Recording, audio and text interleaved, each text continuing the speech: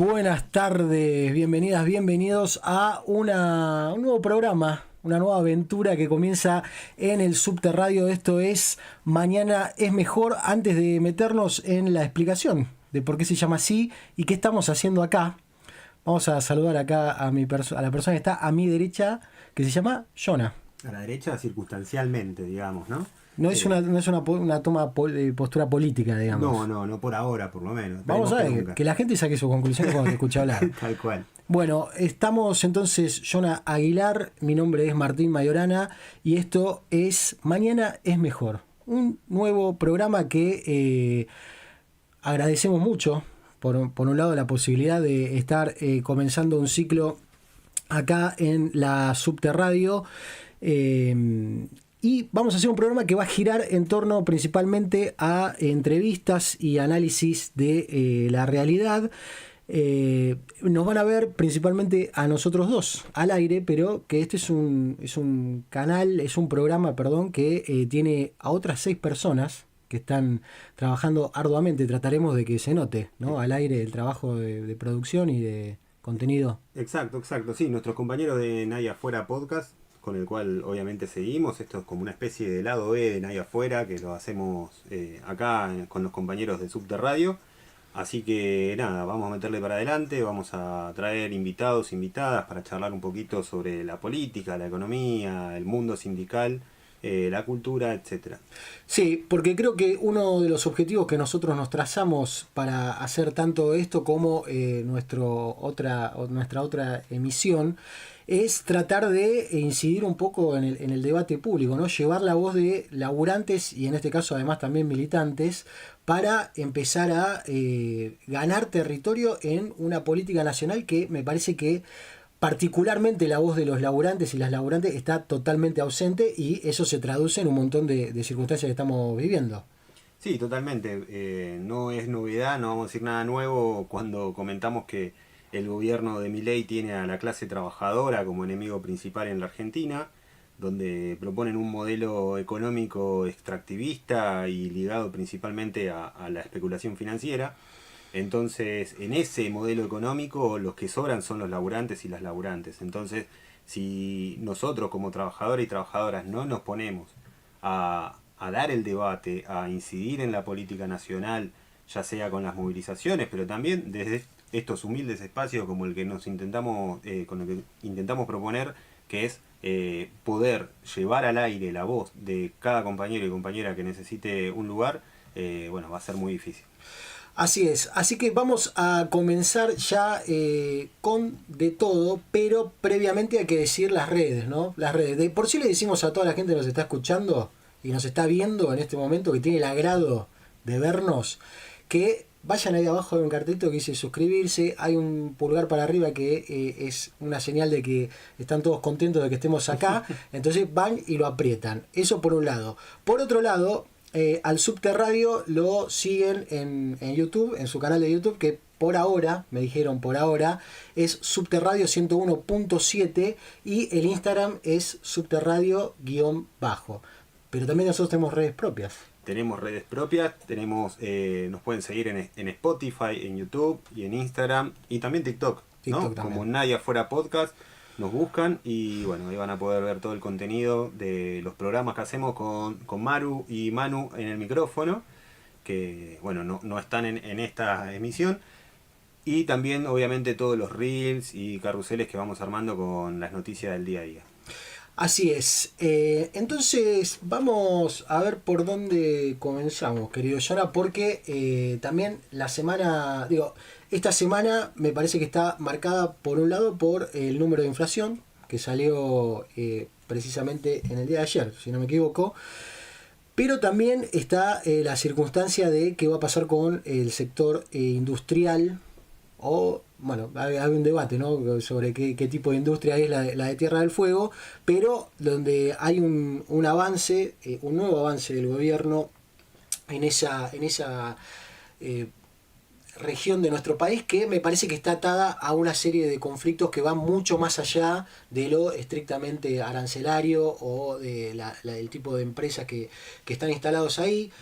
También hay una circunstancia respecto a los salarios, ¿no? Que también Exacto. vamos a estar hablando, pero me parece que y la cuestión de las elecciones, porque este es un año electoral, va a estar muy atravesado por las elecciones y nosotros, quienes vivimos en Capital, sabemos que este domingo tenemos las elecciones legislativas las más renombradas de que yo tengo recuerdo, por lo menos. Sí, sí, Jorge Macri tuvo la desacertada decisión para él de desdoblar Desdoblar. las elecciones y prácticamente está llevando al PRO en un hundimiento. Sumado a eso, que Mauricio cada vez que puede a los penatos le tira un poquito más de tierra con la pala, Sí. pero bueno, eso es otra cosa. Mauricio está en un momento que En su pico está. está en su pico. Para los Penatos se quiere matar. Además, los Penatos le queda muy mal la sonrisa. De por sí, la sonrisa de los Penatos es medio rara, pero la sonrisa forzada de los Penatos la convierte ya casi en una caricatura. Sí, ¿no? ¿Viste Smile, la película de Sí, terror? La uno y la 2, la 2 es genial. Bueno, la uno. bueno es eso. Eh, Está al borde del... va por un poco por ese lado. Y justo lo mencionabas a Jorge Macri. Y no sé si tuviste posibilidad de ver el sufrimiento de María Belén Ludueña, la mujer de Jorge Macri, Pobre. que se quebró al aire. Sí, sí, porque es muy difícil ser la mujer Sí, del jefe de gobierno, la verdad que es muy difícil. Él también una habilidad, ¿no? Porque le dicen, che, me chocó un camión y la cámara no funcionaba. No, vos me estás mintiendo. Vos me estás mintiendo. Amigo, no era tan difícil contestar eso, claro, te digo, claro. lo contesto yo.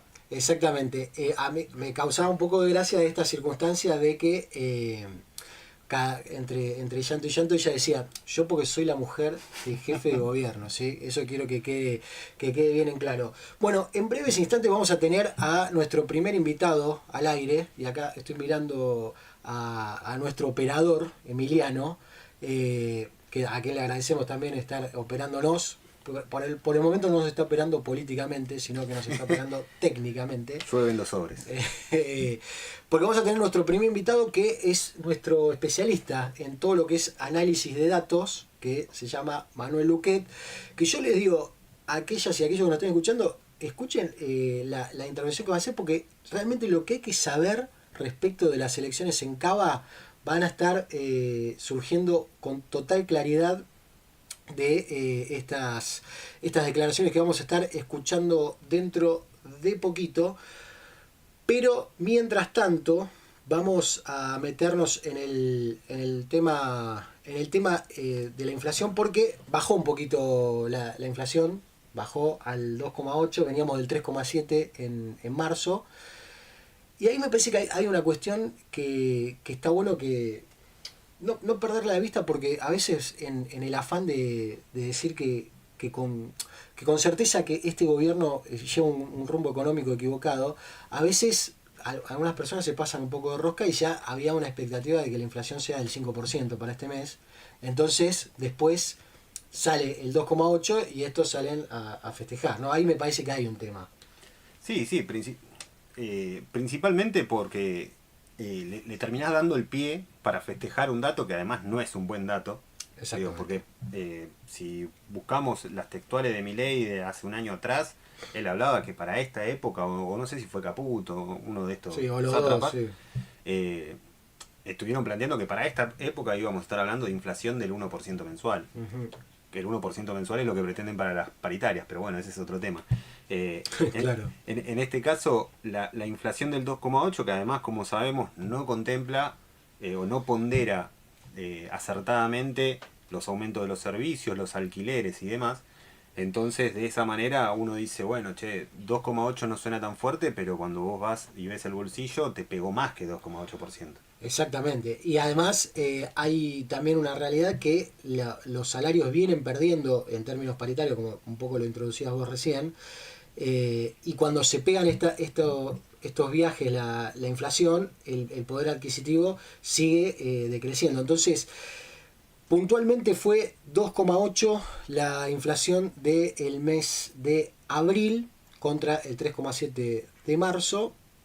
Y por ejemplo, acá tengo un dato de color, que es que la inflación de abril del año 2021, una pandemia en el medio, era de 46,3% interanual, es decir, un punto más abajo que la de ahora. Sin embargo, el gobierno se destapa un rama caída y propone un brindis.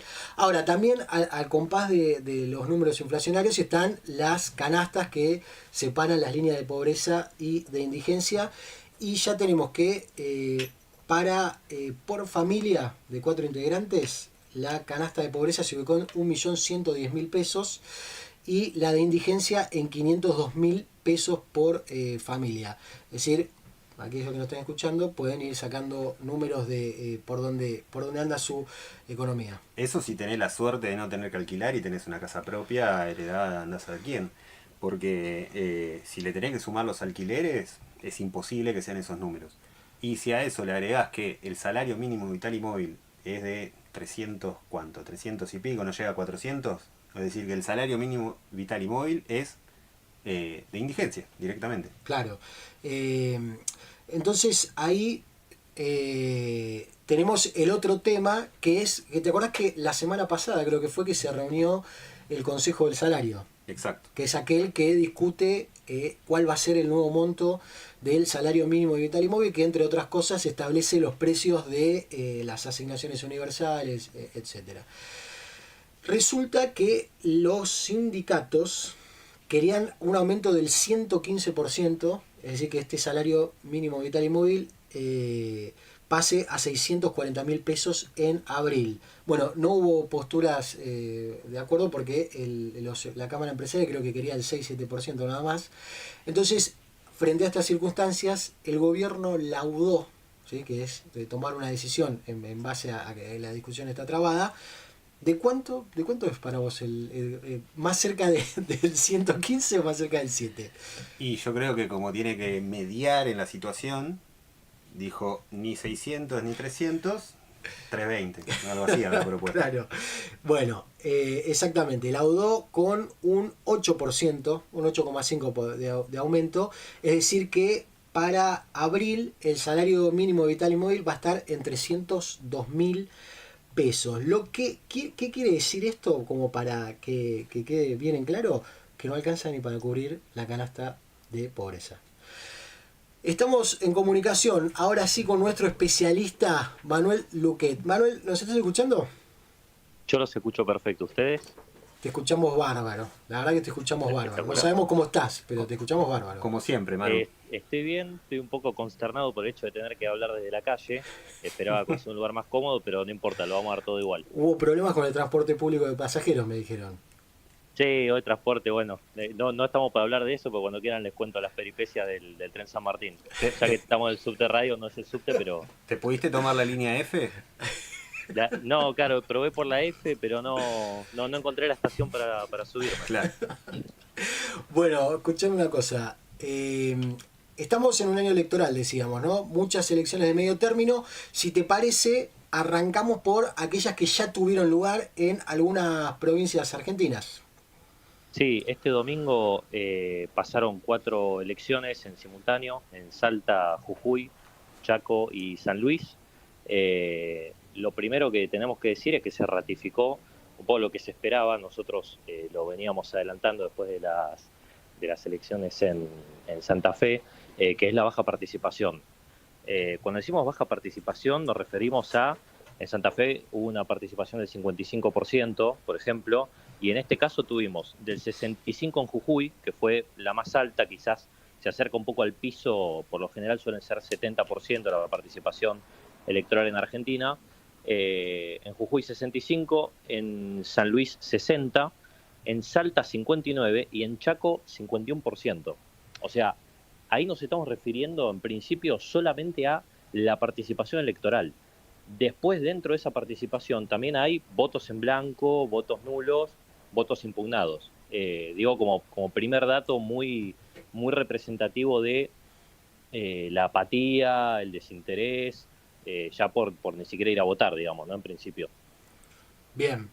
Y dentro de ese contexto, ¿cuáles fueron los resultados? Digamos, ¿qué notás que hay un patrón dentro de estas elecciones provinciales? Sí, si bien cada provincia tiene su particularidad. A ver, antes de eso, también otra cosa importante, perdón, pero porque en estos días se escuchan muchos análisis y se ve mucho esto de decir, bueno, Milei no pudo validar en tal provincia lo que había generado cuando ganó la elección nacional. Es que no se pueden comparar, es un poco comparar peras con manzanas, las elecciones nacionales que tienen a Milei como cara en una boleta para ser presidente con la elección provincial para elegir legisladores para una provincia determinada. O sea, son dos cosas totalmente distintas, que tienen punto de contacto, por supuesto, que es el sello de la Libertad Avanza, el sello PRO, el sello UCR, etcétera. Pero bueno, eso en principio. Y después sí, el patrón lo primero también que podemos decir es que ganaron todos los oficialismos provinciales, ganaron los gobernadores, ganaron las fuerzas provinciales que están gobernando actualmente. En el caso, por ejemplo, de Salta, tenemos a Gustavo Sáenz, que si bien en su momento fue muy, muy cercano y trabajó mucho con Sergio Massa, es como esta especie así de peronismo provincialista que se acomoda rápidamente y, digamos, en estos 2 primeros años le dio una mano en todo lo que le podía dar a Milei en el Congreso Nacional. Pero bueno, fue muy contundente el triunfo en la obtención de bancas, porque imagínense que había en juego 12 bancas para el Senado de la legislatura salteña y el tipo ganó 11. O sea, fue arrolladora en ese sentido la victoria, más allá de que tiene matices, en esto que decía, como por ejemplo que en Salta Capital ganó el sello de la Libertad Avanza, que no es tampoco una persona un candidato puro de la Libertad Avanza, sino que era alguien que ya tiene mucha tradición, mucha historia dentro de la provincia, y bueno, en este caso fue el candidato que fue en el sello de la Libertad Avanza. En San Luis pasó lo mismo, en Chaco lo mismo. En Chaco tenemos el caso de la única alianza concreta que hizo la Libertad Avanza justamente, que fue con los radicales, con el gobernador Esdero, que ganaron con el 44% de los votos, y segundo salió Capitanich. En el caso de Jujuy también ganó el gobernador Carlos Sadir, y San Luis, Poggi, lo mismo. También salió vencedor en estas elecciones.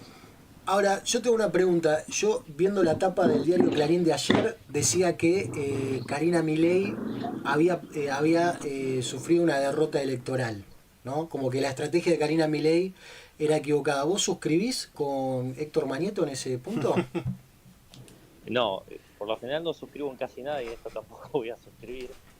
No, porque termina siendo muy, muy relativo esto que decía del caso por caso. ¿Por qué dicen lo de Karina Milei? Porque la estrategia de ella, la postura de ella para dentro de la Libertad Avanza es: nosotros vamos a todos lados con sellos propios, a todos lados, no hacemos alianza, no vamos a preguntar a ver con quién nos conviene, depende de la región, depende de la zona. Esa es la postura de ella. Por ejemplo, en Santa Fe le fue muy mal con esa postura, si bien no fue este domingo la elección, es un buen ejemplo, porque al ir solo, la Libertad Avanza sacó 14% de los votos y quedó en tercer lugar, cuando si iba a una alianza con Puyaro podían ganar con más del 40% de los votos las elecciones. Bueno, esa es la estrategia de Karina Milei. La estrategia de Santiago Caputo, que es el otro armador, es: vamos a todas las provincias a hacer alianzas. En la que podemos jugar solos, jugamos solos, pero a donde podemos hacer una alianza, mejor hacerla. Entonces por eso digo relativo, porque en Chaco le fue bien a Santiago Caputo, si se quiere, en ese sentido, con el ejemplo que les ponía. Claro. Pero por otro lado, la verdad que hayan ganado Salta Capital con el 37% de los votos, con el sello de la Libertad Avanza, tampoco me parece un dato menor, para nada. Y por otro lado, tampoco en la proyección más a largo plazo, que la Libertad Avanza se presente con sello propio para robarle votos al PRO y a los radicales, bueno, también, digamos, estratégicamente puede tener un punto ahí Karina Milei. O sea, no me parece ni una cosa ni la otra, ni que haya sido una estrategia tremendamente exitosa, ni tampoco es un fracaso estrepitoso. Claro, a eso, Manu, habría que pensar también que en Chaco, si no leí mal los números, el caudal de votos que tuvieron fue muy similar al que lo llevó a ser gobernador a Esdero, es decir, no es que sumaron un espectro de los votantes, sino que mantuvieron un poco la cantidad de votos que habían sacado. Exactamente. Sí, sí, fue creo que prácticamente lo mismo, te diría. Y ya inclusive, porque eso fue en 2023, que le ganó Esdero la gobernación a Capitanich. Exacto. Inclusive si comparás con el 2021 también fue más o menos parecido. En ese momento había ganado el Frente de Todos las elecciones, pero por muy poquito, como decirte 45 a 43. eso me da el pie. Bueno, ahí no sé si me quieren preguntar algo más, pues si no salto a otro punto. A ver, Eh, pues yo te iba a preguntar por el peronismo en estas elecciones. claro, bueno, iba a enganchar justamente Mirá ahí, qué ya que estamos casualidad. hablando de esto de Chaco, porque eso es algo muy, o sea, muy significativo y me parece que es una de las cuestiones más contundentes, así como decíamos lo de la baja participación, que es esta cuestión de que el peronismo no es una oferta, no es una posibilidad, no es una elección para los electores hasta ahora en las 5 provincias que se votó, vamos a ponerlo en esos términos, pero en ninguna de las 5, en ninguna de las 5. Primero porque de las sacando a Chaco, las otras 4 provincias donde se votó, el peronismo tuvo 2 o más listas, en algunos casos 3, en algunos casos hasta 4. Mm. O sea, la división muy grande que nosotros la venimos viendo expresada a nivel nacional, pero en algunas provincias llegaron a partir así hasta en 3 o 4, ocupando lugares totalmente marginales dentro de las elecciones, absolutamente marginales, como el caso de Salta y el caso de Jujuy, donde pongo un punto, un segundo, porque se le achacó mucho la decisión de Cristina, como presidenta del PJ Nacional, haber intervenido el PJ de Jujuy y el PJ de Salta, y como que fue el artífice de la derrota, que esta derrota en las elecciones fue culpa de ella. Bueno, ahí volvemos otra vez a lo mismo que decíamos antes, no es ni una cosa ni la otra. No es que el PJ venía con un caudal de 30, 40 puntos en esa provincia y a partir de la intervención de Cristina se rompió todo. Venía muy mal el partido en esas provincias, pero también es cierto que la intervención que sucedió hace meses tampoco hasta el momento logró subsanar ese problema. Entonces, bueno, digo, retomando, porque había muchos que le echaban la culpa por eso, de no, bueno, acá vino el kirchnerismo a copar el PJ, entonces no se puede hacer alianza, listo, vamos todos divididos. Bueno, Pero además, Manu, sí, recordemos que Jujuy, el PJ de Jujuy, es el PJ que le había votado Mm. la reforma constitucional Morales. a Morales y que no había dicho nada con la salvaje represión que hubo en esa situación, digamos. Entonces, medio como que la gente a vos te va a votar si sos una oposición a lo que está hoy en día. Si vas a hacer lo mismo y vas a bancar lo que está sucediendo hoy mismo, y bueno, para eso voto al soldado de Morales, no te voy a votar a vos, PJ, que vas a hacerle el caldo gordo.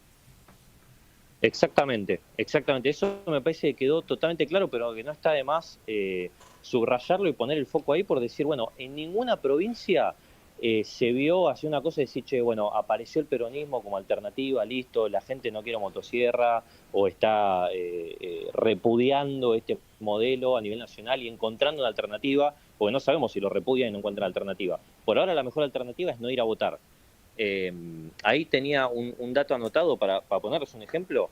Respecto a la elección de 2021, que es la legislativa comparable, el peronismo en Chaco perdió 100.000 votos Mm. de 2021 hasta ahora. 100.000 votos. Y tenemos más de 130.000 personas que no fueron a votar. O sea, sobre lo que había, sobre la selección de 2021, para ser claro, supónganse que había 100.000 personas que no fueron a votar, bueno, se le agregaron 130.000 más. O sea, es preferible no ir a votar que votar al peronismo, por lo menos por ahora y en estas elecciones, Che, y ahí en estas como, provincias. como para ir cerrando tu valiosa intervención, tenemos elecciones ahora el domingo en Cava. Vemos una Sí, circunstancia que se, que se replica en lo que nos estabas contando, por ejemplo, con la múltiple división que hay tanto en el peronismo como en los sectores de la derecha, vamos a decir así.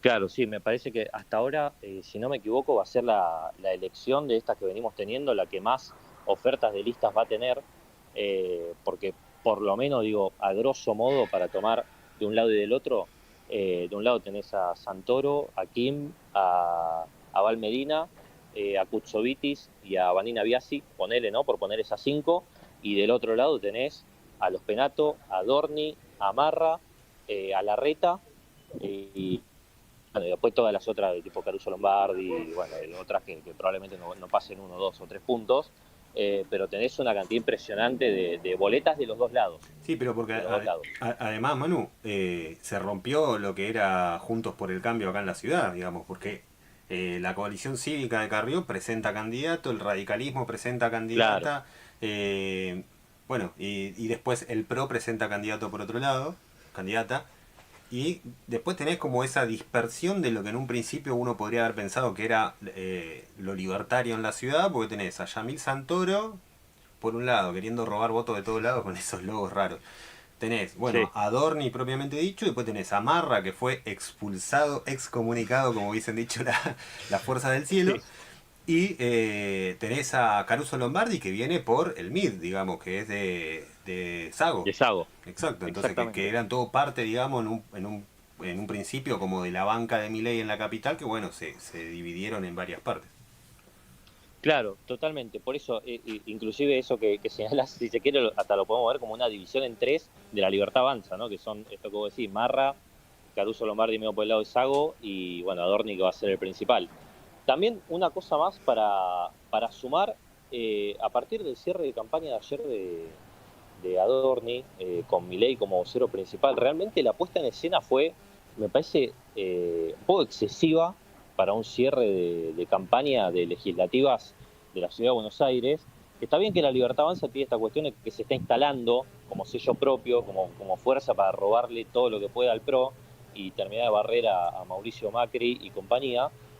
Pero bueno, digo, hacer un cierre para esta campaña con Milei como principal orador, con todo el gabinete parado atrás y poniendo Milei es Adorni, bueno, me parece que los pone frente a que o tienen demasiadas expectativas para el domingo, demasiadas expectativas, sería sacar más de 25 puntos y salir segundo sólido, o, bueno, se arriesgaron demasiado y si el domingo no sacan más de 20, 21 puntos, que hasta ahora es la proyección que le dan a Dorni, veremos qué impacto tiene eso después, cómo salen a dibujarla discursivamente. ¿Y tenés datos si al final les pagaron las 25 lucas o no a los muchachos que estaban esperando cobrar? No, no, no No, tengo no datos se tampoco. comentaba eso en el San Martín, a ver si alguno había cobrado. Bueno, che, Manu, te agradecemos mucho. La verdad que me parece que todo lo que hay que saber de las elecciones acaba de salir recién al aire de la Subte Radio. Así que te mandamos un fuerte abrazo y nosotros. Te voy a hacer, te voy a Ah, hacer mirá, te voy a mirá. hacer una mala, que A ver. no solo interrumpirte, sino decirte, puedo decir un dato más para dejarlo para la posteridad. Esto para que lo grabemos y veamos el día de mañana qué pasa. Dale. Así como no le podemos caer, o sería erróneo caerle a Cristina por la intervención del PJ de Salta y de Jujuy, y hacerla responsable del resultado de estas elecciones, hasta ahora con los números puestos, el hecho de que hayan ganado los 5 gobernadores de las 5 provincias le dan la razón a Kicillof en haber desdoblado las elecciones. No. Bueno, ¿Querés cantar nuevas canciones? la próxima salida te vamos a pedir que te la juegues un poco más, ¿sí? Porque no se puede quedar bien con todo el mundo. Muchas gracias, Manu. Te mandamos un fuerte abrazo y nosotros volvemos después de esta canción.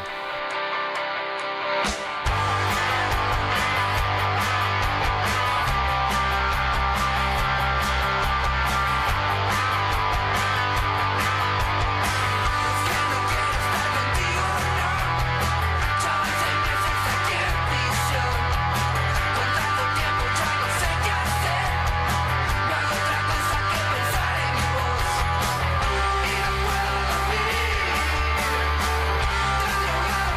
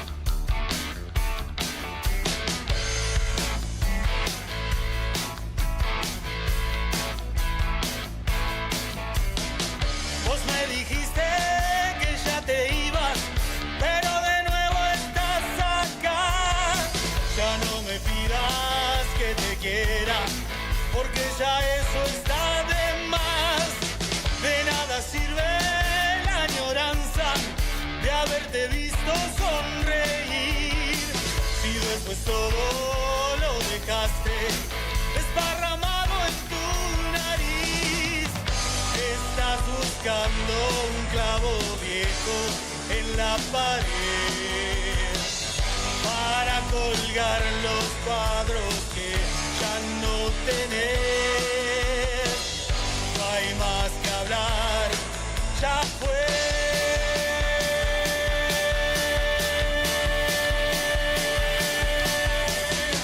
Pasó el tiempo de ser felices y como todo se termina al fin. Pasó la noche, pasó el día, pero de nuevo estás aquí.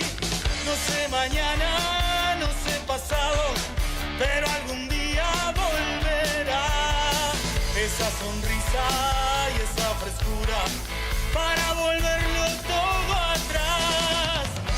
Estás buscando un clavo viejo en la pared para colgar los cuadros que ya no tenés.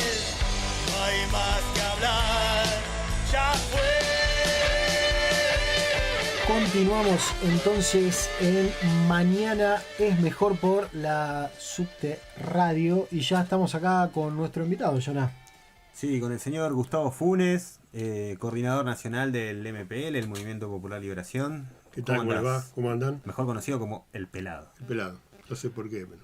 Sí, no sabemos bien por qué, pero en algún momento alguien con mucha creatividad te puso ese apodo. Che, a ver, nosotros hablamos recién respecto de lo que son las elecciones, porque este evidentemente es un año que va a estar atravesado por eso, pero me parece que es interesante que partamos por un tema que surgió en el día de ayer, que fue la modificación de los aranceles para la importación de insumos electrónicos que afecta directamente a la industria de Tierra del Fuego.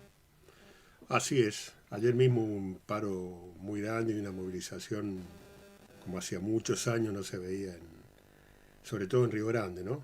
Hoy sigue, por ejemplo, sigue el paro y ha habido cortes de algunas rutas. En el caso de la cooperativa Renacer, por ejemplo, creo que cortaban las rutas. Y hay una reunión de todos los gremios privados, industriales y estatales para coordinar acción. El paro de ayer, o digamos la movilización de ayer, era dentro del marco de un paro nacional, no sé si nacional, pero un paro por tiempo indeterminado llamado por la UOM, digamos, ¿no? Que es como el sector que está más involucrado. Claro, la UOM nacional, digamos, como apoya el paro por tiempo indeterminado de la UOM de Tierra del Fuego, digamos, de lo que pasa en la isla. Exacto. Sí, ahora están viendo cómo seguir, ¿no? O sea, hay que tener en cuenta lo siguiente para entenderlo. Esto tiene que ver con razones económicas, desde el punto de vista de la matriz económica que se ha propuesto el gobierno, en acuerdo con el Fondo Monetario. Tiene que ver centralmente también con razones políticas estratégicas, ¿no? La provincia de Tierra del Fuego no es cualquier provincia, ¿no? Se puede ahondar sobre esto, no sé si da el tiempo, pero es importante por ahí tirar algunos elementos para tener en cuenta. Un primer digamos, efecto, sin duda, es a los puestos de trabajo, ¿no? Porque una medida como esa lo que quita es la posibilidad, digamos, de recaudación a la provincia, con lo cual se caen otras tantas cosas. No les quita la posibilidad a las patronales de hacer más guita, porque eso siempre están forrados. Y lo que sí corre en peligro son cientos y cientos, inclusive miles de puestos de trabajo. Sí, hoy por lo que yo leía, había distintos números en las distintas notas, pero entre 6.500 y 8.500 puestos de trabajo estarían. Sí, es lo que tiene el parque industrial, sería, ¿no? Inclusive un poco más también. Pero a eso, además, hay que sumarle con esto que vos decías, Pelado, ¿no? Baja la recaudación en la provincia, se caen puestos de trabajo estatales, hay gente que se va de la provincia, afecta al comercio, afecta a todo en general. Y convertir todo. la provincia en un Disney, como plantea Sturzenegger, ¿no? Como un parque de diversiones mundial en la Tierra del Fuego. Es una cuestión, ya escuchando a Sturzenegger, es, digamos, un cinismo, una mentira, una provocación una total. mentira, una provocación, ¿no? Porque primero es alguien que no conoce la provincia, por un lado. Por otro lado, es una cabeza netamente monetarista, netamente financiera, no sabe lo que es un desarrollo industrial que necesita una provincia, que necesita un país, ¿no? O sea, Disney, ¿qué hacemos? Dale, agarremos y seamos, digamos, la caladura de los grandes esos transatlánticos que vienen hoy, no es que claro, la sí, provincia no tiene nada que ver con el turismo, Ah, ¿no? Y después es una provocación, nada más decir, bueno, venía todo bien hasta que se le ocurrió poner galpones. Claro, claro, como que ensuciaban la visual, ¿no? Con los Claro, galpones. exactamente. O sea, hay una cuestión muy seria, muy seria. No es la primera vez que pasa, digamos, situaciones similares. Tengan en cuenta que ha habido, digamos, la lucha obrera metalúrgica en Tierra de Fuego tiene una historia grande, ¿no? De aquel, si se quiere, 3x1 que encabezaron los metalúrgicos en la década del 90, 93 creo que fue. Después vino lo que fue Semana Santa y vino el asesinato de Choque y la toma de Continental Fueguina, una de las grandes metalúrgicas que ya no está, o se la morfó, no me acuerdo bien, el grupo New Sun, que es el grupo Sanyo, o lo que era Sanyo. Y lo que siempre ha tenido es una tradición de, digamos, rápidamente cerrar filas y enfrentar las adversidades. Hay un grado muy elevado de combatividad en la clase obrera, digamos, fueguina, como así también los estatales, los docentes, etcétera. Y hay una situación de extrema preocupación, de gran incertidumbre, sumándole a esto que es una de las provincias donde Milei fue uno de los más votados. Le sacó el 55, creo que el 55% de la provincia, ¿no? Y ahora le responde de esta manera, ¿no? claro. Eso por un lado. Y por otro lado, está la cuestión estratégica de la geopolítica, ¿no? Tierra del Fuego es, bueno, no es solamente la provincia en sí, sino que también la gobernación de las Islas Malvinas, y es la puerta de entrada a la Antártida. Por algo ha venido el responsable de el jefe del Comando el Sur, jefe del Alvin Comando Holzer. Sur, y fue a Tierra del Fuego, uno de los principales intereses, que quieren poner una base militar ahí. Por suerte ha sido rechazada, digamos, por el gobierno de la provincia, por las tres, digamos, intendencias. Y a la vez sigue una lucha para que se radique el radar inglés que está instalado en la provincia, en la localidad de Tolwyn, ¿no? O sea, es un paso interoceánico, por otro lado, es un lugar estratégico y de un centro de una disputa mundial. El gobierno de Milei los introduce, al ir a la saga y a la rastra de Estados Unidos, en un conflicto de ribete geopolítico a nivel mundial, ¿no? Porque adhiere directamente, se arrastra, o sea, es un Estado que es lacayo del gobierno estadounidense de Trump, y acepta todas las indicaciones y, digamos, se alinea con el gobierno estadounidense y el gobierno de Israel, ¿no? Que también tiene intereses y presencia militar en la Patagonia, ¿no?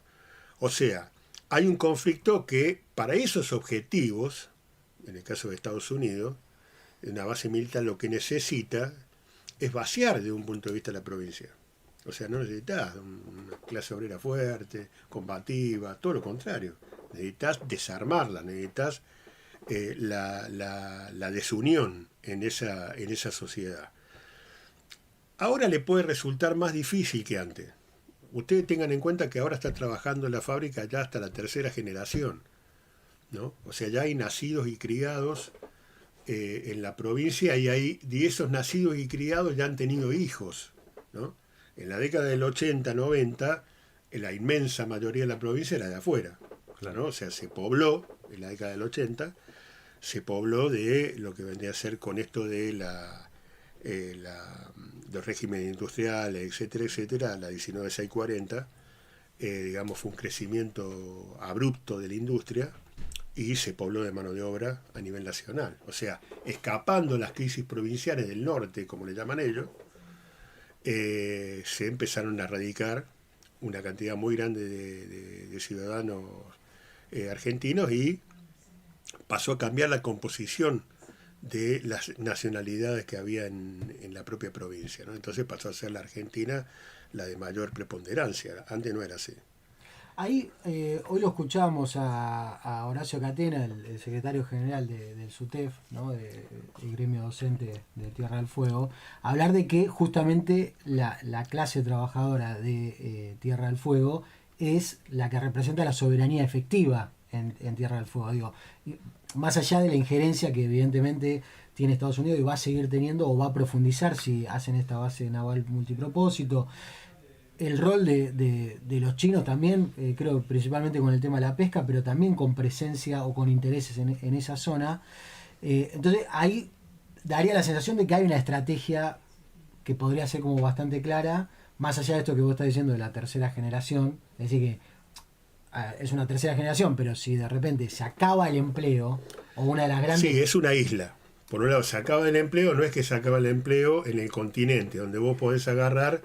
Y bueno, y vos te movés, vivís, por ejemplo, para un ejemplo, trabajabas en una gran empresa, ponele en San Nicolás, pero podés tomarte un colectivo, por ahí conseguiste laburo en Rosario, las afueras de Rosario, y estás ahí, estás en otra provincia que está pegada, o una localidad dentro de la provincia de Buenos Aires cercana. Claro. Esto es una provincia que está separada del continente. Te querés ir, te tenés que tomar un avión o el ferry. Te tenés que ir de la Y te provincia. vas de la provincia. Eso es lo que... Que además es una provincia que tiene 3 ciudades, digamos, si Tolwyn la consideramos ciudad, digamos, es muy chiquita. Sí. Es una provincia chica, a la vez que acapara mucha riqueza y que a la vez, como todo, está en pocas manos, ya mal distribuida, pero en pocas manos, y no hay nadie que le ponga, como se dice, el cascabel al gato, ¿viste? Salvo ahora, por ejemplo, que hay un conflicto grande con los docentes, que plantean el tema digamos, de dónde tienen que salir los recursos para tener un salario, para que ningún docente sea pobre, ¿no? Entonces se abrió un debate, porque presentaron un proyecto en la legislatura con movilización y todo, se abrió un debate muy grande y muy profundo alrededor de, bueno, ¿de dónde tiene que salir la plata? ¿Vas a aumentar impuestos? No. Ahora, si vas a aumentar impuestos, ¿hacia dónde va a ir dirigido? ¿Quiénes son los que no tributan? Por ejemplo, los dueños de la tierra en Tierra del Fuego no tributa a nadie. Hay terratenientes que no ponen un peso. ¿Entiendes? Entre otras cosas, ni que hablar del turismo y ni que hablar de la industria, ¿no? Porque la industria electrónica, escuchame una cosa, ahí lo tenía Caputo, no suenan los nombres. Eso te iba a decir, sí, porque esto Chernahovsky, que es el CEO de Newsan, bueno, todo lo que está dentro vendría a ser de Mirgor. Che, ¿no? Y dentro de esto que estabas comentando, hay una cuestión que en la última semana de abril, la cuenta de X de la Embajada de Estados Unidos hacía notar que la llegada de este Alvin Holsey, el jefe del Comando Sur, estaba íntimamente ligada para firmar acuerdos de seguridad entre Estados Unidos y Argentina. Eso tuvo un correlato el mismo 2 de abril, en el acto por Malvinas, en la voz de la vicepresidenta, porque Milei ya sabemos para dónde patea, ¿no? Pero la vicepresidenta, que supuestamente representa algún tipo de soberanía, porque cada tanto usa un poncho, dijo que es totalmente estratégica la defensa hemisférica de potencias extranjeras.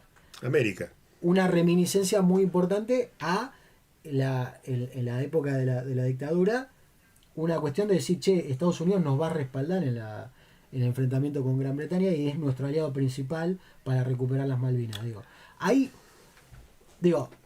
El problema, como dice esa frase hecha, no es lo que no quieren comprar, sino lo que no quieren vender. Sí, y sumado a eso, me parece que otra pata problemática dentro de esto es los mismos que están, digamos, del mismo lado que nosotros, del lado nacional y popular, ¿no? Del campo popular, que te plantean, porque lo he visto, que, bueno, por ahí está un poco de modé esta cosa del paso estratégico, de la geopolítica, de la importancia geopolítica. Ya no son los 70, estamos en el 2020, otro siglo, es otro el mundo. Es una mirada sumamente errada, digo, porque cuando uno está viendo lo que pasa alrededor del mundo, ¿no? Yo insisto siempre con nuestros amigos del Sahel en África, cuando vos ves que hay movimientos independentistas, panafricanistas, de corte nacional, ¿no? En el corazón de África, ves las guerras en Ucrania, ¿no? Ves lo que pasó el otro día entre India y Pakistán, los conflictos de China con el mar del Japón, etcétera. Todo el mundo se sigue rigiendo por esta idea de la importancia geopolítica de los enclaves estratégicos que hay en el mundo.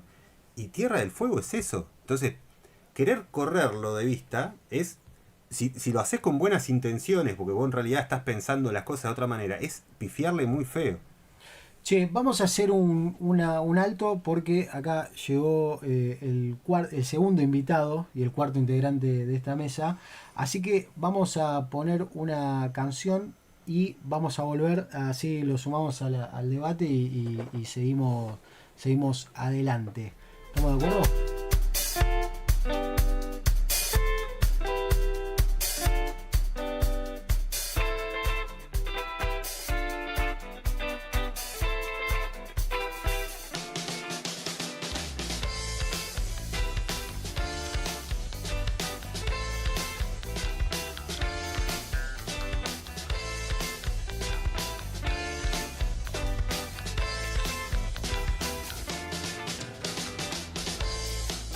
Con amigos, una cena con buen vino, una noticia importante, una fiesta inolvidable, unos muy buenos consejos de tus seres más queridos. Todo se festeja, bailando hasta que amanezca. Por eso baila sin parar.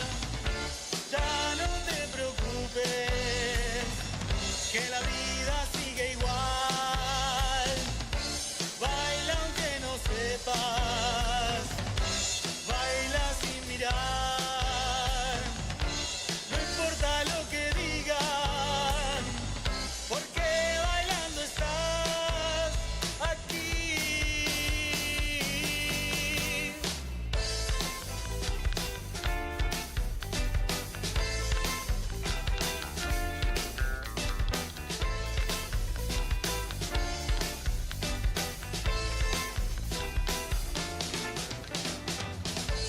Una noche con amigos, una cena con buen vino, una noticia importante, una fiesta inolvidable, unos muy buenos consejos de tus seres más queridos. Todo se festeja, bailando hasta que amanezca.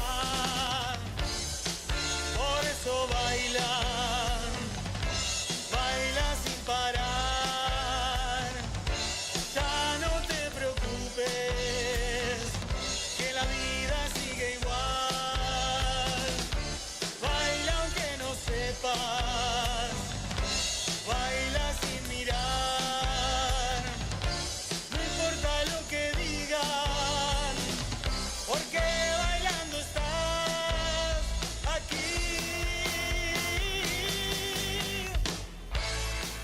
Bueno, muy bien. Continuamos entonces en lo que ya es la última media hora de esta primera edición de Mañana es Mejor. No dije nada, pasó media hora, no dije ni mierda. No dijiste nada. Bueno, a veces, recién acá se estaba hablando de Doma, no sé, el Festival de Doma, no sé, Estamos cualquiera. Jesús María, pero bueno, estamos con... Yo viví en Córdoba, nunca fui a Jesús María. Yo tampoco, Jamás, nacido y criado en Córdoba. No. Bueno, estamos acá con el secretario general de la Asociación Gremial de Trabajadores del Subte y Premetro, más conocida como Metro Delegado, Beto Pianelli. Muchas gracias por sumarte a nuestra mesa en este primer episodio. No, nada, para mí siempre es un placer hablar entre amigos. Nada, ¿viste? Falta el mate o el cinsano, una de dos. Los salamines. ¿No? Es un buen horario para el Cinsano. Es un buen horario para cortar con Cinsano. Sí. Pero bueno, a ver, nosotros estábamos hablando, como para meternos en esta última media hora, me parece que está interesante porque nosotros pusimos Mañana Mejor porque vemos que hay que empezar a construir un mañana, porque evidentemente estamos en un atolladero político que nos está complicando la existencia. Y entonces veíamos que la participación electoral viene en baja, que los votos a la que supuestamente era una de las alternativas populares, como el peronismo, también vienen en baja. Entonces decimos, bueno, ¿de qué manera se empieza a construir o cuál es el camino para construir ese mañana mejor, Beto? ¿O cómo lo ves vos? Que ¿por dónde hay que comenzar ese camino? Primero, si lo sabría, estaríamos. ¿No? Vamos a darle acá, ¿qué estamos haciendo acá? Claro, ponemos una agencia, ¿viste? Como el catalán ese que fue asesor de. Sí, ahora sí, lo dejan, fue asesor de una de otra, es un maravilloso. Tengo un amigo en España que es amigo del catalán encima. Y dice, che, mi amigo lo quiere rajar de la Argentina, me decía la señora. Tu amigo es un delincuente común. Está bueno, nada. No, yo de sospechas, uno tiene sospechas como siempre, o algunas miradas que de por lo menos las cosas que se hicieron para el orto, que vos se hicieron, qué mal que se hizo esto, y que me parece que podríamos empezar a modificarlo, deberíamos modificarla para poder dialogar con alguien. Es decir, no se puede dialogar hoy con nadie que si partís de que se hicieron las cosas bien y que perdimos porque la gente es pelotuda. Ya estamos en un problema. Si vos arrancás de ahí, estás en un problema. Entonces lo primero que hay que decir es que se hicieron muchas cosas más. Uno dice hicimos porque apoyamos un proyecto, que en realidad la responsabilidad que hemos tenido nosotros, la verdad que al revés, nosotros hemos hecho huelga, a veces bajo el gobierno de Alberto tuvimos 6 meses de conflicto, casi todo un año de conflicto. Es decir, no es que dijimos hasta Alberto voy a esperar a ver qué resuelve. No, salimos a tratar de resolverlo nosotros. Así lo hicimos también bajo el gobierno de Cristina y de Néstor, siempre lo hicimos de la misma manera. Pero teníamos expectativa que esos gobiernos podían mejorar las condiciones, y la verdad que no las mejoraron, inclusive en algunos aspectos te la empeoraron, y eso hay que empezar a plantearlo abiertamente y decir en qué, porque después está bien, pero ¿qué quiere decir con esto? Y bueno, hay cosas que no se hicieron. Por ejemplo, 2 o 3 cuestiones que creo que nosotros, o por lo menos del movimiento popular, tienen que empezar a replantear. En algún momento decíamos, ¿cuáles son las propuestas hacia futuro? Una de las críticas que se le hacía al kirchnerismo, inclusive en el momento más vital del kirchnerismo, era que hablaba hacia el pasado y no hacia el futuro, ¿no? Es decir, hicimos la asignación universal, recuperamos tanto puesto, y nunca planteaste. Bueno, ese es uno de los problemas. Porque en algún momento donde no podés hacer, tampoco existe la perspectiva que capaz que a veces, pues como se dio en el caso de la pandemia, no podías avanzar, vos decías, pero vos tenés una perspectiva hacia dónde querés ir, un imaginario hacia el que vos le decís a la gente, mira, queremos ir a tal lado. Entonces me parece que hay cosas que nosotros tenemos que ser muy claros o empezar a abordar muy claramente. Doy como ejemplo, yo lo hablaba en la CTA, le digo, nosotros no podemos seguir diciendo cuánto tiene que ser el salario mínimo. Mínimo la canasta familiar. ¿Cuánto es la canasta familiar? ¿Un palo 200? El mínimo un palo 200. Pero está 200 lucas, un palo 200. Bueno, entonces no es salario mínimo. Digamos, es cualquier otra cosa, es un subsidio. Digamos, bueno, pero si es salario mínimo, ¿eso qué quiere decir? ¿Que no nos sentamos más a hablar con nadie si no partimos de que un palo mínimo? No, vamos a seguir hablando con todo, pero ¿cuánto tiene que ser el salario mínimo? Canasta familiar. Mínimo es lo mínimo que uno tiene para comer. O ni siquiera estamos hablando del mínimo vital. Estamos hablando del mínimo. Comer es mínimo. Nadie puede ir a trabajar y no comer, o comer menos de lo que tiene que comer. Por ejemplo, lo otro, hablamos de la pobreza, no hablamos de la riqueza. Hay un tema que está vedado. Parece que no hablemos de los ricos porque se enojan. Che, boludo, se la están llevando, se la llevaron en pala, se la están llevando en pala, y nadie habla de la riqueza. Cuando yo era joven, Rockefeller. Quiero ser como Rockefeller, ¿no? Hoy no ves un pobre hombre. ¿Qué sos, Rockefeller? Claro, que eso Rockefeller, ¿te acuerdas que eso Rockefeller? Ahora es un pobre tipo, Rockefeller. ¿Cuánto le podemos, si lo invitamos a comer acá, capaz que te vienen? Porque están los 1.000 millonarios ahora. Claro, están los que privatizaron y se quedaron con la nube. Estamos Elon Musk. Rockefeller es un pobre hombre, al lado de Elon Musk, de Zucker, de toda esa manga. Digo, y eso hay que decirlo. Estos tipos están acumulando toda la riqueza que producimos entre todos, o los que nos dejan producir. Y todos los avances tecnológicos, en vez de estar al servicio de la sociedad, están al servicio de que cada vez tenga más guita 4 o 5 tipos. Digo, en vez de distribuir el tiempo de trabajo, en vez de que trabajemos. El otro día leí una nota que se lo plantearon un programa con el Coco Alfarini, que está haciendo un programita y con Cintia García. Le decía, escúchame, Coco, Bill Gates, no el Che Guevara, Bill Gates acaba de declarar de que con la inteligencia artificial habría que trabajar 3 días por semana, entre 3 o 4 horas. Todos, y viviríamos bárbaros. Dice Bill Gates. No lo dice, qué sé yo, no dice el Che Guevara, Fran Fanon, no te lo está diciendo el tipo, uno de los más los millonarios patriotas, es decir, los progres de los multimillonarios. Porque ellos ya piensan en que no hay seguridad para poder disfrutar de sus fortunas, ¿no? Entonces me parece que nosotros, si no partimos de decir que hay que distribuir el tiempo de trabajo, que nadie puede ganar por debajo de un salario mínimo, que un jubilado tiene que ganar el salario mínimo, que tiene que ser de un palo y pico lo que la canasta familiar. Si no empezamos a decir eso, y es poco creíble nuestro discurso, es más creíble el de ellos.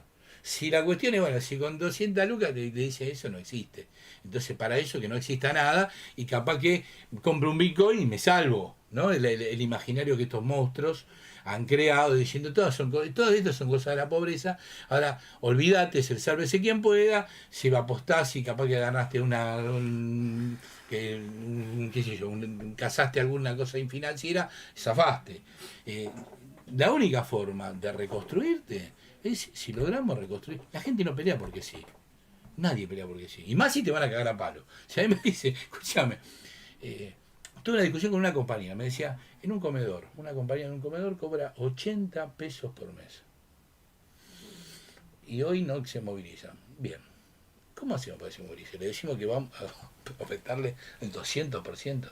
Es decir, en vez de 80, vamos a 240. ¿Eso es algo motivante para la señora que hace cocinera? No. Planteémosle un imaginario en la cual diga, bueno, sí, vale, dispuesta a movilizar, por más que gane hoy 80 y mañana tenga la desgracia, o un poquito más de suerte, gana 100, 200, 300, esa no es la vida. La vida tengo un imaginario donde pueda vivir bien, donde pueda llevar a mis hijos al colegio, donde pueda recrearme, donde pueda tener adquisición de las cuestiones básicas. Y yo creo que eso es lo que hay que reconstruir sin prejuicios, o mejor dicho, rompiendo con esos prejuicios de que hablar de la riqueza no, porque los ricos se enojan, y la clase media se enoja si habla de los ricos, o la clase media alta, ¿no? La clase media, ¿a qué le llamamos clase media? Digo, me refiero a aquellos que tienen capaz un poco más de acceso a determinados elementos de riqueza, que viven de las migajas y que sueñan con alguna vez llegar a ser, se enojan, que se enojen, porque ellos también van a terminar igual que vos. Che, ahora, el pelado, porque a mí también me da la sensación de que hay un momento en que, sobre todo una parte de la militancia que podríamos identificar de este lado, ¿no? Como un amplio espectro, como que en un momento se durmió un poco en la cuestión meramente institucional, ¿no? De esperar que desde las instituciones, ya sea los referentes políticos o los distintos representantes, empiecen a resolver las cuestiones como si los problemas se solucionan desde ahí y uno simplemente tiene que hacer lo posible para que en la lista esté tal y cual. Y como que daría la sensación que se perdió un poco la noción de la importancia de lo que implica la gente o el pueblo en la calle, ¿no? Como porque, digo, para frenar a este gobierno, no lo vamos a frenar solamente con una contundente victoria electoral de medio término, por ejemplo. No, capaz que no. Ahora, tener una buena resultado electoral de medio término es muy importante. Uh-huh. Es muy importante. En particular, la provincia de Buenos Aires, que yo creo que es la madre de toda la batalla. lo que se ve entre el gobierno nacional y el PRO me parece que es una disputa dentro de la derecha, a ver quién se va a quedar con ese electorado, con eso, sobre todo acá en Capital. Sí, ¿quién va a ser el partido antiperonista? Sí, me parece que va a ser... pero dicho esto, efectivamente, siempre ha sido así la lucha del movimiento obrero, los asalariados, los que han logrado por ahí frenar determinadas medidas, han logrado abrir una situación nueva. Puede pasar ahora, ¿eh? No sé dónde va a terminar lo de Tierra del Fuego, ¿eh? No sé si vieron anoche la movilización, lo que fue la movilización en Río Grande. O sea, hay algo ahí. Ojo, una provincia que votó el 55% a Milei, ¿eh? Sí, votó el 55% a Milei después de que Milei diga que bancaba a Margaret Thatcher y que estaba con la motosierra. No es que era hoy lo decía Macri. el compañero Catena, decía, yo lo conozco al presidente del Centro de Combatientes de la provincia que dijo, lo comimos en la curva, cuando estuvo Villarroel allá, lo comimos en la curva y nosotros votamos a Milei. O sea, con todo eso votaron a Milei, ¿eh? O sea, hay una batalla que yo creo que han logrado meter una idea, que yo creo que es nefasta y es mala y hay que dar la vuelta, pero renovándose, como dice el Beto, que el kirchnerismo, el peronismo, el populismo, ponele el nombre que quiera, eso, viven del Estado, te cagan a vos, es corrupto, esa, ¿viste? Y encima te trae la inflación. Emiten. Y ahí, ¿viste? Y hay una masa que dijo, bueno, loco, hay que terminar con eso. Ahí está el problema. Bueno, ahora se empiezan a encontrar con que, ¿viste? El problema, pero ahora, ¿viste? Milei festejando el 2,3, el 2,8. Pero el 2,8 hay que decirlo, yo no soy partidario, si bien lo voté, no soy, digamos, ¿cómo es? Partidario de Massa, pero la misma inflación que tenía Massa, ¿eh? Claro. No jodamos. Ahora, la potencialidad que tienen los medios para meter idea fuerza es brutal, es bestial. Como nunca se vio en la historia del país. ¿Por qué? Porque tienen un peso todo lo que son las comunicaciones que es brutal. Por lo tanto, te instalan mentiras que no tienen nada que ver. Por ejemplo, inclusive las propias mediciones del INDEC, ¿eh? Están midiendo como medían en el 2004. El propio Labaña, Marco Labaña, que el que está al frente del INDEC, lo dijo.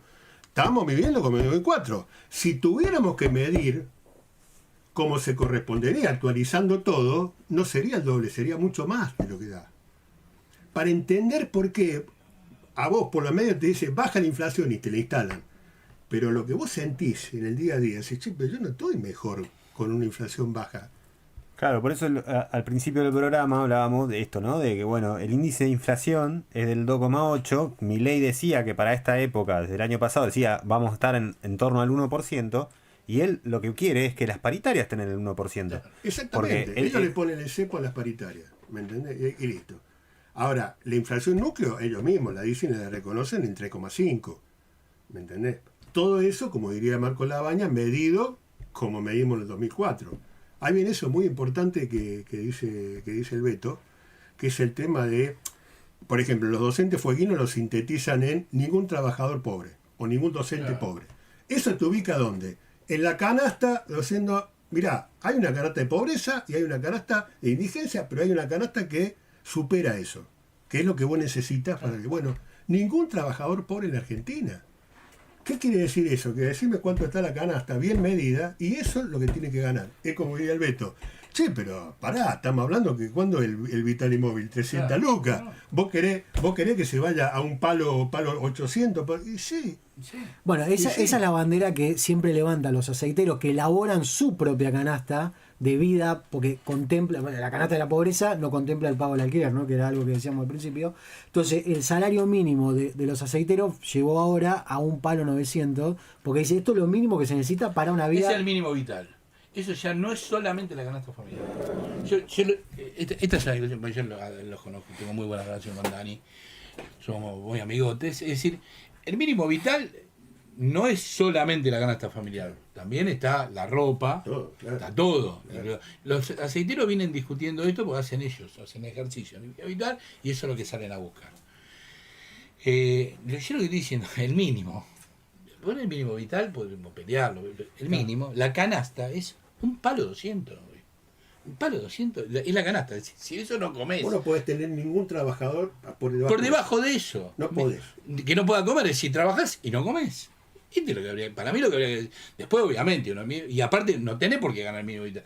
Podés ganar más. En aceitero, por ejemplo, si esa situación, hay determinadas industrias, como el caso de aceitero, que es una industria gigantesca, exportar, lo que ganan, digo, el salario, la masa, es inexistente, lo que ganan, claro, con la cantidad, con las exportaciones, el salario que pagan los aceiteros realmente es poco.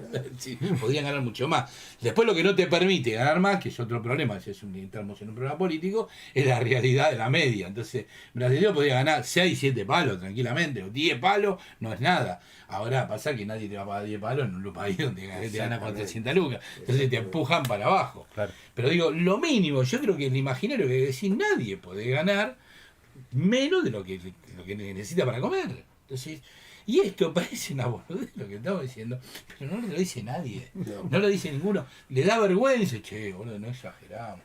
Estamos en una, esto, lo que plantea el problema de la legalidad, que el Estado, la sustitución de que el Estado me resuelve los problemas. Digo, todo eso no va, está demostrado claramente que no va, que no sé, que si en algún momento esta fue es equivocado, esto es lo que llevó a que, bueno, las condiciones paupérrimas en la que vive la mayoría de los trabajadores, inclusive los propios sindicatos, porque también acá hay un debate, hay compañeros que dicen, los sindicatos son hay un montón que son una manga de traidores, hay traidores, siempre hay traidores, pero hay otros que tampoco tienen capacidad porque han caído de tal manera que tampoco tienen capacidad ahora para poder levantarse, y ese es el otro problema. Es decir, la estructura. Yo a veces cuando daba charlas siempre decía, en la Argentina tiene una característica de que no ha habido ningún gobierno que haya podido gobernar sin pactar con un sector de sindicalismo. ¿Entiendes? Nunca. Las dictaduras tenían que pactar con un sector porque si no, no te dejaban gobernar. Bueno, yo tengo la sensación de que hoy el gobierno gobierna sin pactar con nadie, no necesita, porque hubo un debilitamiento tan grande, producto de estas políticas que a mi entender son equivocadas, que inclusive aquellos que eran más timoratos, que creían que compactando se llevaban parte de la migaja y con eso mantenían a su base entretenida, hoy no la pueden mantener y tampoco tienen capacidad para poder actuar, ¿no? Hay muchos gremios muy importantes que no tienen. Por eso lo de la huelga general, digo, está bien, pero después cuando hacemos una huelga general hay un sector muy grande que no para. ¿Por qué no para? Veamos los problemas estructurales que se han generado producto de una política equivocada o una política, bueno, en la política se equivoca y de todo. Hay gente que la hace ingenuamente y gente que la hace más. Sí, es muy interesante, por ejemplo, porque nosotros venimos de un periodo, por ejemplo, fueron después de todo el periodo del kirchnerismo, donde yo creo que ese sector, Néstor Kirchner, si se quiere, que mejor supo interpretar todo lo que fue el 2001 y todo lo que vino después. Pero hay una sensación de vacío, que voy a decir, che, pero muchos años en el gobierno para que termine este tipo gobernando y el vacío, claro. O sea, hay algo que, esto que vos decías al principio, necesariamente tenés que discutir. Bueno, será... otra melodía con otro, bueno, no sé, ¿entendés? Claro. Pero empecemos a discutirlo. ¿Por qué? Porque si no vamos a tener un problema. ¿Y sabés cuál es el problema peor? Volver a tropezar con lo mismo. Porque ya pasamos una tragedia. ¿Sabés por qué? Porque nosotros, digamos, como dice el Beto, no gobernamos, pero sí fuimos parte de lo que derrotamos el macrismo y votamos al gobierno del Frente de Todos. Después vino el gobierno del Frente de Todos y una cantidad de cosas que están siendo un desastre. Inclusive al poco andar. Ahí viene una enseñanza, por ejemplo. Es decir, che, pero hay que hacer también un poco, mirar cómo hace la derecha o la ultraderecha. Cuando vos ganás el gobierno, tenés que ir a la conquista del poder. Claro. Y para conquistar el poder tenés que empoderar al pueblo. No. Porque ahí viene el tema, vos sos legítimo porque te votó la mayoría. No, te votó la mayoría y ganaste, perfecto, sos democrático. Ganaste democráticamente. Pero después te tenés que ganar a esa mayoría. Porque si no, ¿qué te pasa? Te da vuelta la espalda y te dice, anda a cagar. No, y aparte la estabilidad del poder hace de que no hagas transformaciones, en un momento va a generar quilombo.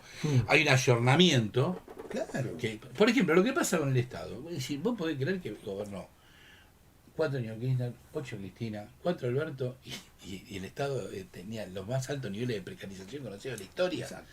Entonces viene es un castillo de naipes, ¡puf! Y se demoró. Claro, bueno, eso es algo... Hay un tema porque, por ejemplo, acá no estamos hablando que no se lograron grandes conquistas. No. Grandes conquistas que el movimiento obrero, el pueblo venía bueno, entregó vida en el 2001. Claro. Y se conquistaron grandes conquistas. Ahora, perdimos casi todo, loco. Es que, Escuchame una cosa, viene un tema que... ¿Pero Uf, qué pasó? se desmorona. es que justamente me parece que con esto que hablabas de la precarización en el Estado, vos también tenés un problema hoy, que ya lo hablamos varias veces en el podcast, que hay una gran parte de la clase trabajadora que trabaja en la informalidad. Entonces vos, Claro. por más que llames a una huelga general, que haya paro de esto o del otro, ¿a qué paro querés que se adhiera a ese Un tipo gremio. o esa Así, mina? ¿Cómo hace un gremio? que para- no- Bueno, están los que directamente... Acá tenés un gremio que efectivamente trata de luchar para que se incorporen a la formalidad, le da bola, pero hay una cantidad de gremios Queda que entregado. no los consideran ni siquiera vinculados al Trabajadores. gremio. Bueno, Nosotros teníamos esa discusión acá, cuando nosotros acá no hay tercerizadas, ahora pusieron estos 2 meses una empresa de limpieza por las elecciones, fuimos, le hicimos quilombo, y con el quilombo incorporamos 50 compañeros más, Claro. y lo mismo pusieron una de seguridad que se van a fin de mes, y con eso incorporamos otra gente. Entonces, cada vez que, y cuando había empresas que estaban en forma permanente, las absorbimos todas. De hecho, acá está lleno de compañeros delegados, miembros de la comisión directiva, que han sido tercerizados. Claro, sí. Entonces la destruimos, igual que Aceitero, somos los dos que la destruimos. Ahora, está bien, los sindicatos en general no le dieron pelota a esto, pero el Estado lo desarrolló. Claro. Yo tuve estas discusiones Sí, en el sí. Ministerio de Trabajo con tipos a los cuales yo tengo un aprecio muy grande y que creo que hicieron demasiadas cosas, como por ejemplo Tomada, pero esto obviamente había una ley, por ejemplo, yo te lo sé porque lo trabajo mi abogado, hubo una ley que estaba preparada para salir un año antes del último mandato de Cristina para limitar las tercerizaciones. No salió esa ley. El propio gobierno dijo, no la saquemos. Ahora, el costo lo está pagando ahora. Claro. Digo, eso te estoy diciendo como por ejemplo la jornada laboral. Piñera, en Chile, o Santos, o no, el otro, Uribe, en Colombia, redujeron la jornada laboral a 40 horas.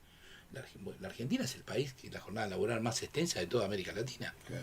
Después Petro la siguió reduciendo, la siguió reduciendo el pibe el que está en Chile, Boric, no es una gran virtud, pero sigue avanzando sobre eso.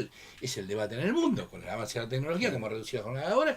El único país que tiene 48 horas semanales es Argentina. En toda América Latina, en el mundo hay 6-7 países. Bueno, hay algunos que no tienen regido, no tienen reglamentada la jornada, pero ahora eso será una pelotudez, hay 20 proyectos, no, pero no queremos enojarnos con la UIA, porque bueno, la UIA. Conclusión, Pero que además, laburamos 14. pero además vos no querés enojar a esos sectores, pero son los sectores que igual están enojados con vos, que van a hacer todo lo posible Bueno, para pero hacerte viene- mierda. Habría que explicarte pero a viene ese Cristina. concepto, ¿viste? El concepto nefasto de... Bueno, ¿viste? Bueno, acá estamos, ¿viste? Te estoy hablando de un gobierno que viene del campo popular. Bueno, ahora vamos a gobernar para todo. No, vos tenés que No, gobernar claro. para la inmensa mayoría, que es el pueblo.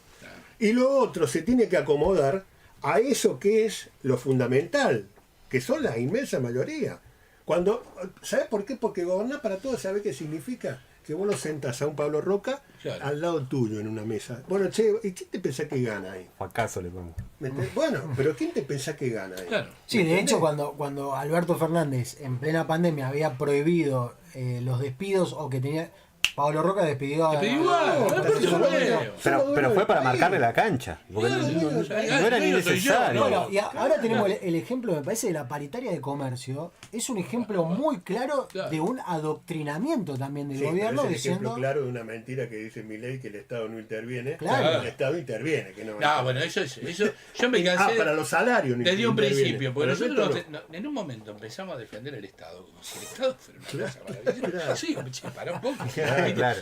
Entonces yo cada vez que me sentaba decía, perdón, primero, no es verdad que quieren destruir el Estado, sino que significa todo la guardia de infantería los jueves, eso sí, más Estado que los cabezas de tortuga cagándote a palo, no existe. El Estado, ahora lo que no quiere es un Estado que tenga, que dé derechos, que garantice derechos hacia los sectores más vulnerables, un Estado que sea, que en el arbitraje arbitre Claro. para los sectores más vulnerables, pero un Estado quieren que arbitre para los sectores más poderosos, y para ello te garantizan el elemento más central de un Estado, que es un señor con un casco que te caga a palo. Está lleno de eso, cada vez va a comprar más armas, más... Y la justicia. Y bueno, la justicia que es la otra pata que se ha desarrollado en el último periodo. Volviendo al inicio con la pregunta que planteaba él, Martín, ya ni me acordaba el nombre. No, el tema es, el mismo Macri reconoció que lo que le puso el gancho final a su gobierno fue la movilización al Congreso por la previsional.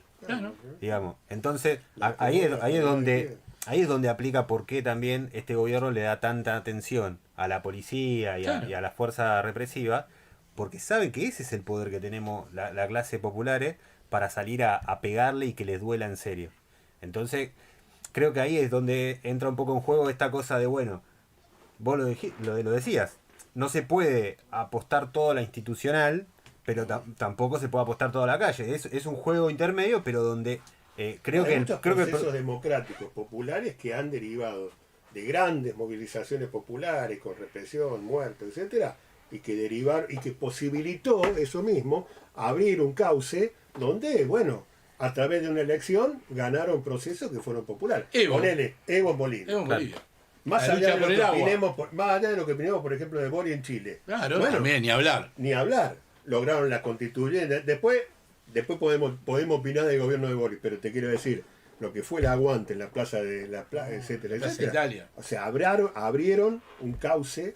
Bueno, eso, viste, para salir de la idea también de que la conquista del poder de un gobierno es, por ejemplo, qué sé yo, como hicieron los bolcheviques en Rusia, ponele, ¿viste? Claro, el asalto. ¿Me entendés? El Asaltamos asalto, el Estado. ese es el último, pero ahora hay toda una previa que, ¿viste? ¿Me entendés? Entonces eso es lo que a mí me Y aparte parece nunca que se repite nada igual. nunca se repite la igual. historia siempre. Y menos pasando No, tantos nunca se 60 sabe qué va a años, pasar. ¿no? Nadie sabe lo que va a pasar. Claro, ¿me entendés? Ahora, uno estimula la lucha popular, porque, bueno, porque es el ámbito mucho más, ¿viste? Que vos te sentís muy igual con el que tenés al lado, ¿viste? ¿Me entendés? Las elecciones muchas veces dividen, y esa es la cagada también en el campo popular, ¿eh? Lo que sí hay una gran necesidad en el campo popular de un profundo debate, renovación.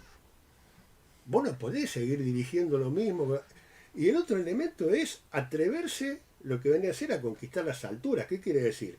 Muchachos, no sigamos planteando cosas extraordinarias manteniendo una matriz económica y cultural igual.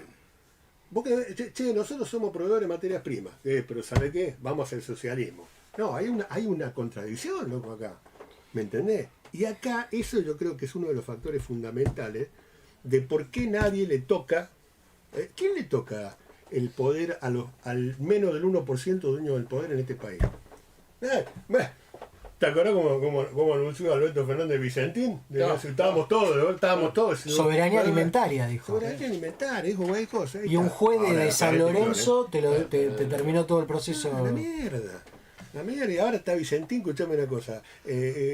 Quebrada, no sí. Quebrada, pero aparte de cosas que pasan todos los días, traficando no sé cuántos kilos de cocaína, sí, todo en los puertos, todo lo que cuánto pasa por el río Paraná. Bueno, pero también hay una parte que yo, Pelado, ya entrando en la recta final, ¿sí? les advierto, estamos entrando en la recta final, pero que había algo que yo te había escuchado decir el año pasado, sobre todo, que es esto de retomar también un poco la hidalguía, digamos. Es decir, vino un chabón desquiciado y dijo, che, loco, vamos a tirar todo por la ventana, y una parte dijo, bueno, vamos, qué sé yo. Y capaz nosotros, por estar todo el tiempo tratando de decir, bueno, no, pero acá esto, lo otro, fuimos perdiendo también un poco de encanto hacia las clases populares. Lo que pasa es que hay una cosa que me parece que Milei se paró desde un discurso disruptivo, ¿no? Se paró desde la calma, diciendo, bueno, las instituciones, todo lo contrario. ¿O acaso para un pibe, y para un no tan pibe, no es atractivo decir, en los bancos hay que quemar el Banco Central, vamos a quemar el Banco Central? Escuchame, es como diría Galeano, el problema no es robar un banco, sino fundarlo. ¿Me entendés? Bueno, entonces, con todo eso vino el tipo. La casta. ¿Me entendés? Bueno. Después la trajo Patricia y a Tonto Caputo. Claro. Ahora, a Torcener. Después, ¿viste? Pero después me parece que a la par de que te tienen cuerpo a tierra con que vos estás contando los pesitos porque no llegás, ¿Y cuál es tu preocupación? Che, ¿viste lo que está pasando acá? Que parece que se va a armar un conflicto acá.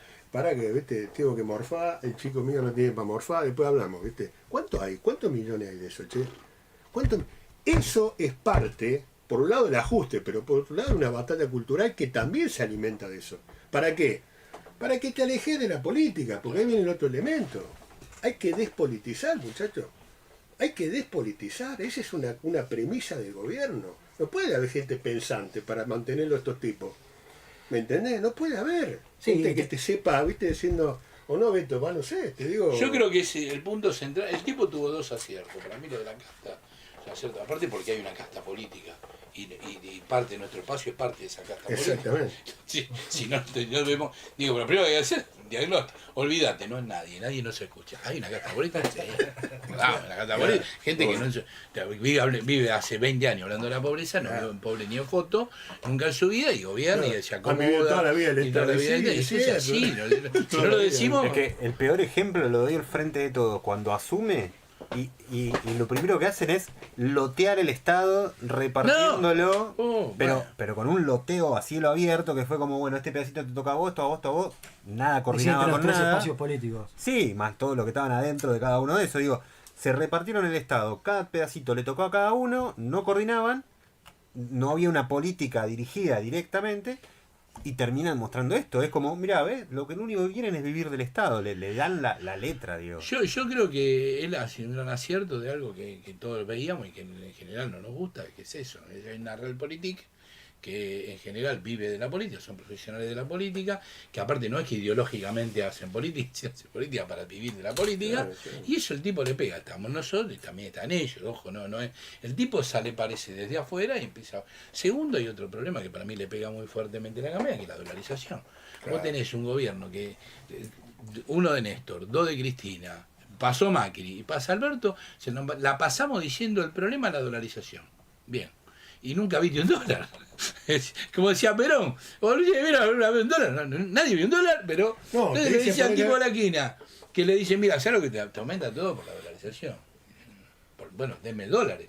Entonces claro, o agarrar y decir, creían que iban a ganar los mismos dólares. Decir, bueno, tenemos una economía bimonetaria. No hacen nada. Tenemos economía bien. Está bien, ¿y qué hace? Y tenemos que salir a buscar dólares. Claro. Estamos malos nuestros. Pero estamos malos nuestros. Por eso. Independientes nomás. Entonces, sacamos buscar dólares. El tipo es racional, dice, bueno, dólares, sí, es así, dólares para todo. Después no pasa nada, pero tiene esos 2 aciertos sobre el discurso, sobre el imaginario de la sociedad.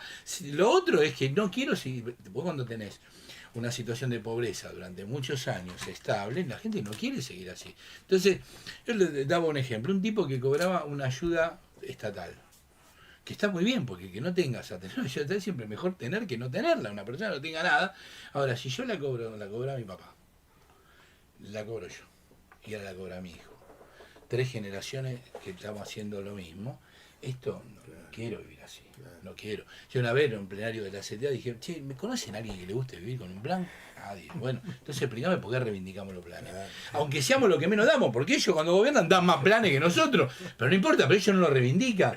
En el imaginario de la sociedad, los planeros somos, los que damos planes somos nosotros. Bueno, vos mirá que ese es un punto débil, punto de vista de lo que vendría a ser el campo popular, porque el gobierno, ¿qué hizo? Apostó ahí, golpeó ahí y desarmó todo eso. Lo destruyó. Lo desarmó. Después te metió todo lo que te metió. Los afanos de los planes. Vos te pensás que es mentira. No, hay una gran parte mentira. Y lo que va en forma directa lo aumentó, porque por ejemplo la tarjeta alimentaria, todo lo que desorganizó. La UH la mantuvo. La aumentó por encima por arriba de la inflación. Después que aprovecharon para desarmar comedores que funcionaba, todo el hijeputé. Pero te agarró y te dijo, esto hay que desarmar.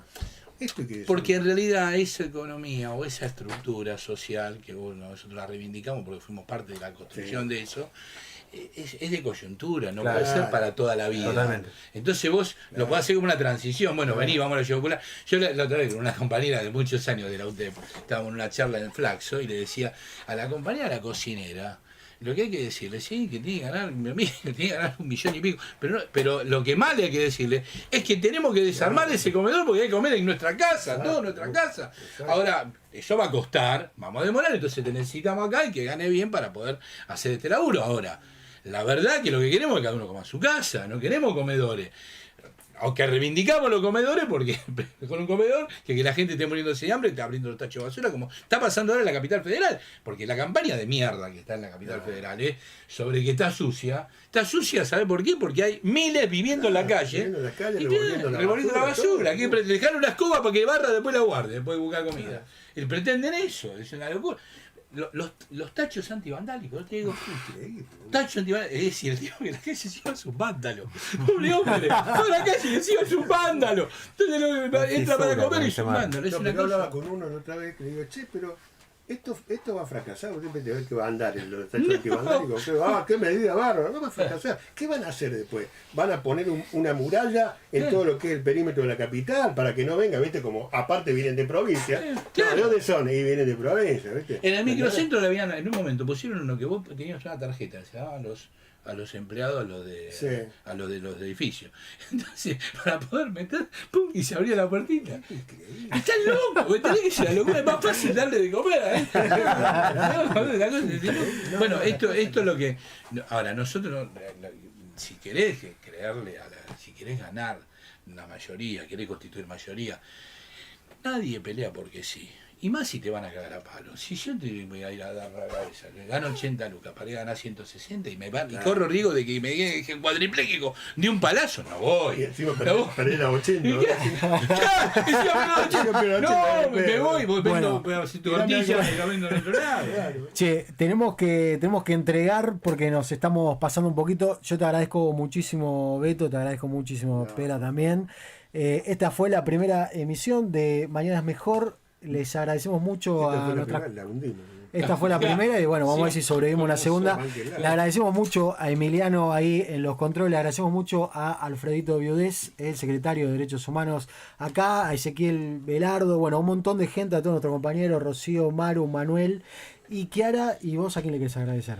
Yo le agradezco al Club Atlético Independiente. Nos vemos en. Bueno, muchachos, ¿qué quieren creer? Sobre esto de los medios, iba a decir la campaña contra Riquelme. Una más violenta de todas. Riquelme que estuvo sacándose foto con el Chiqui Tapia, pero. No salió campeón del mundo, Chiqui Tapia. Presidente de la AFA, solamente digo nada más. No, lo que quiero decir sí es que nos vemos dentro de 2 jueves. Esto va a ser quincenal, ¿se dice así? Sí. Así que, bueno. Quinquenal. Un plan quinquenal vamos a hacer. Así que, bueno, nada, les agradecemos a todos y todas que han estado escuchando, viendo el streaming y, bueno, esperemos que le pongan me gusta, que lo compartan, etcétera.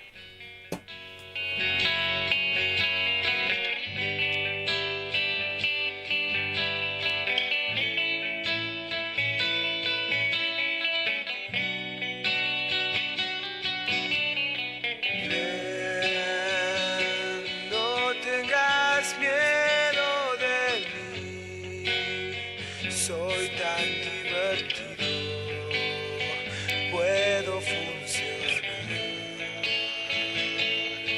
Pruébame. Ven, no tengo dónde dormir. Llévame